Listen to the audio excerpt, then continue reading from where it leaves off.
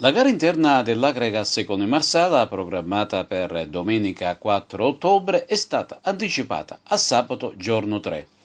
È stato deciso per motivi di ordine pubblico in quanto proprio domenica è di passaggio ad Agrigento il Giro d'Italia. Non cambia nulla anche perché la sfida con la compagine lilibetana si giocherà ugualmente a porte chiuse con inizio alle ore 15:30.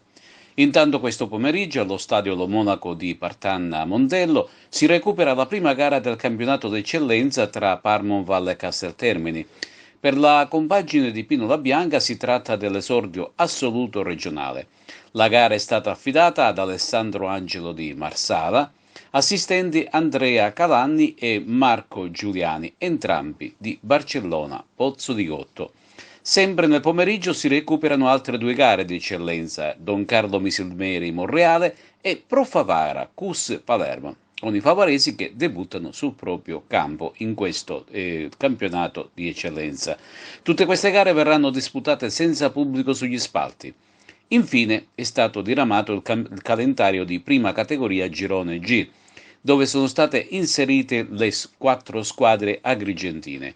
Si inizia il 4 ottobre alle ore di 15:30. La prima giornata propone subito due derby molto interessanti. Ravanusa Empedoclina, Gemini Atletico Favara. C'è poco da commentare, anche se di certo sarà subito lotta fratricida tra le uniche rappresentanti agrigentine della categoria.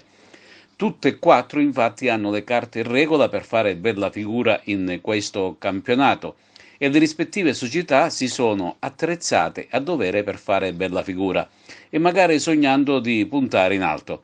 Anche la seconda giornata propone un derby tutto agrigentino. Si affronteranno infatti Empedoclina e Gemini, mentre la terza sarà Empedoclina Ravanusa. Infine, l'ultimo derby del girone di andata si giocherà all'11ª giornata tra Gemini e Ravanusa.